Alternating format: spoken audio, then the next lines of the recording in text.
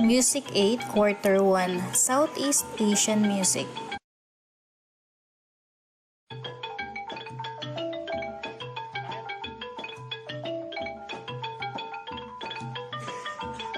In this module, you are expected to analyze the music of Cambodia, identify the different instruments in Cambodia, and show appreciation of music to people's tradition and culture.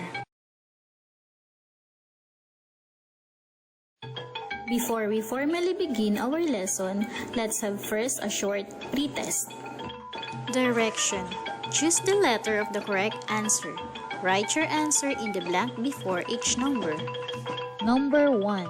What are the countries in Southeast Asia? Letter A, Cambodia, Indonesia, Malaysia, Myanmar. Letter B, China, Japan, Kazakhstan, Taiwan. Letter C, China, Korea, India, Pakistan. Letter D, India, Israel, Korea, Pakistan.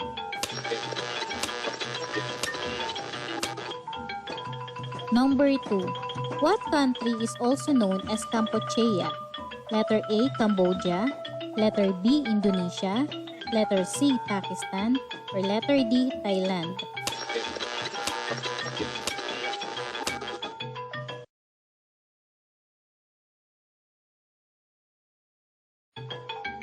Number 3.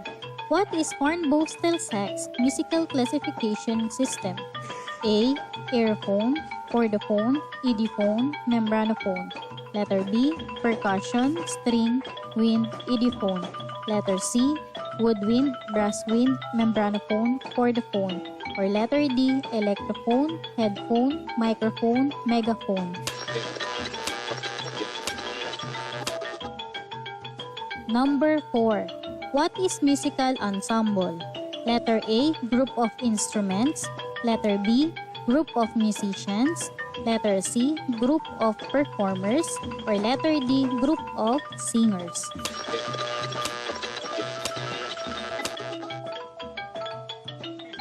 Number 5.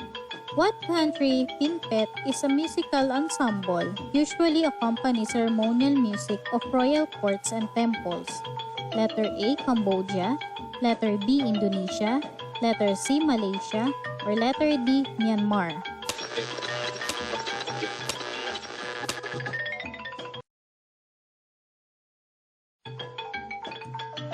Let us check the correct answers. The correct answer in number 1, number 2, and number 3 is letter A. In number 4 is letter B. And in number 5 is letter A.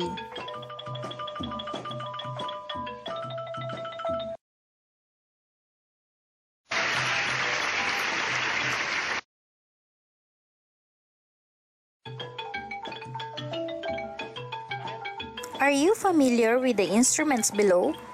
Look at each picture and identify their names. Try to remember the Hornboostel-Sachs classification of instruments that you learned in grade 7. Is it an airphone, chordophone, idiophone, or membranophone? I will give you 15 seconds to answer this recap.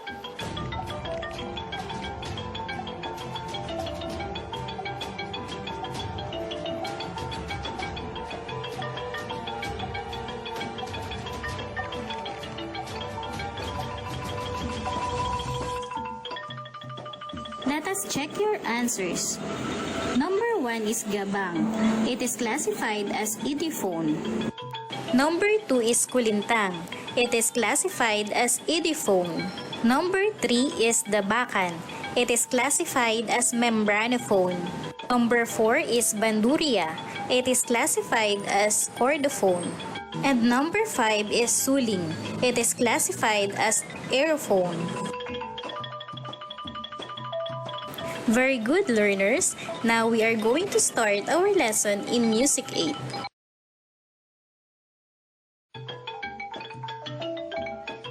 Music of Cambodia. Cambodia is one of the most beautiful countries in Southeast Asia and also known as Kampuchea.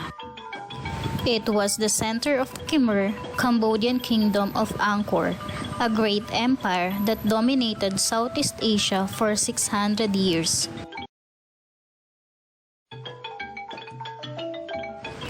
Their music gained a worldwide reputation in the 1960s until the dramatic political problems in Cambodia. Art music is highly influenced by ancient forms as well as Hindu forms.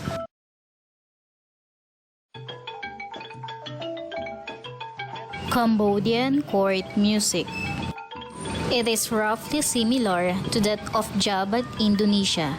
They feature choruses with large orchestras based on struck keys and gongs.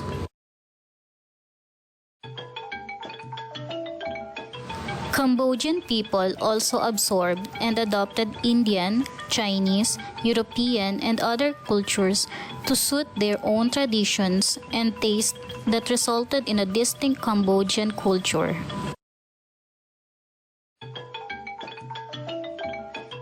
The Pinpiet is a Cambodian musical ensemble or an orchestra that usually accompanies ceremonial music of the royal courts and temples.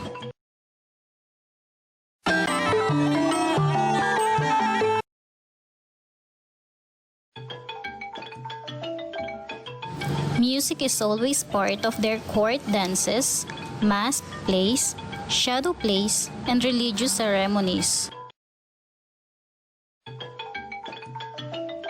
This group is similar to the Pipat ensemble of Thailand and usually consists of 9 or 10 instruments. Instruments of Pinpiet ensemble. Oniet.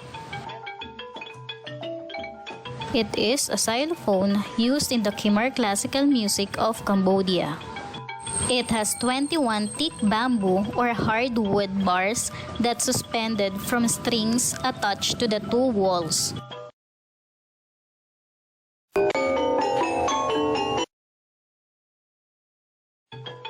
Sampor. It is a double-headed barrel drum with one drum head being larger than the other and is played with both hands.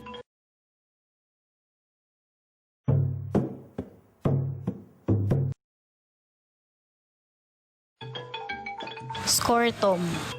It is a 2 big drums played with a pair of wooden drumsticks.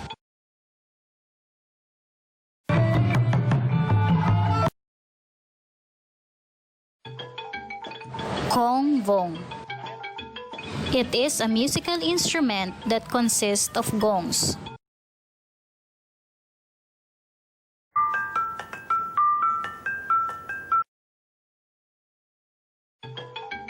Ching. Ching is a finger cymbals or sometimes referred to as a metal clappers.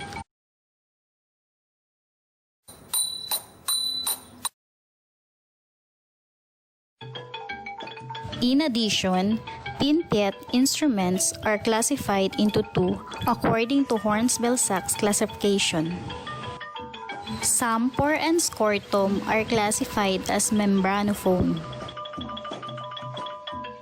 while Oniet, Ching, and Kongvong are classified as idiophone.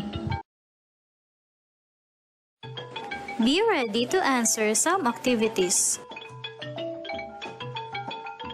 Activity number 1. Direction. Listen and watch the music of Cambodian Pinpiet at a given YouTube URL.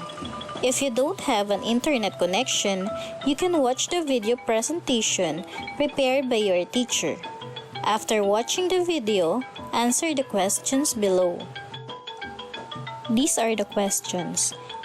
Number 1. In 3 to 5 sentences, describe how the Pinpiet musicians play their instruments. Number 2. How many instrument players were needed to form the Pinpiet? Number 3. Are their instruments made of wood or metal?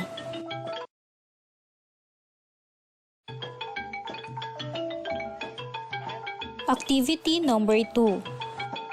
Direction. Identify the following pinpet instruments by giving their names and their classification according to Hornbostel Sachs classification. Write your answer inside the table below.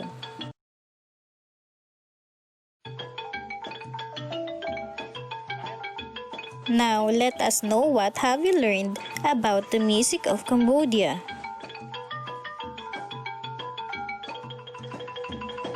We have learned that music of Cambodia gained a worldwide reputation in the 1960s until the dramatic political problems in Cambodia. Music is always part of their court dances, mass plays, shadow plays, and religious ceremonies.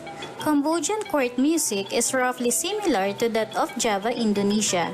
They feature choruses with large orchestras based on struck keys and gongs. Pinpet is their musical ensemble or an orchestra that usually accompanies ceremonial music of the royal courts and temples. It consists of onyet, kongvong, ching, skortom, and sampor instrument.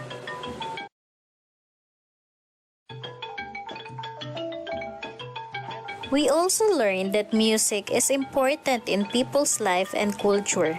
It is a significant component in religious and traditional ceremonies such as weddings or temple celebrations.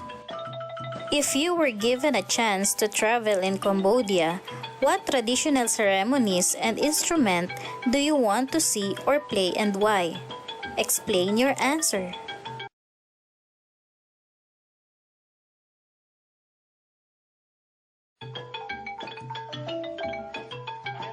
Now I think you can easily answer the questions in the post-test. Directions. Read each statement below carefully. Write the letter T on the line if you think the statement is true. Write F on the line if you think the statement is false. Number 1. The Kingdom of Angkor Wat located at the center of Khmer Cambodia.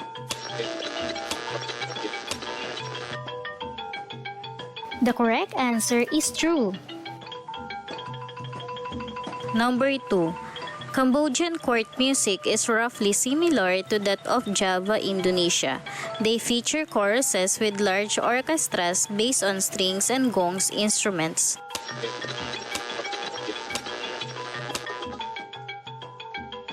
If your answer is true, you are correct. Number 3. Sampor is two big drums similar to Japanese and classified as membranophone.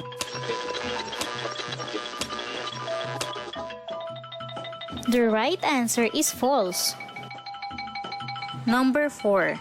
Pipat ensemble of Thailand is similar to Pinpet ensemble from Cambodian orchestra that usually accompanies ceremonial music of the royal court and temples.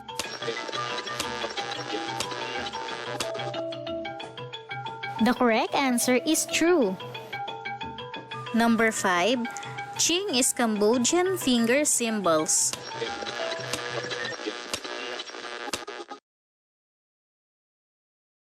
Did you answer true?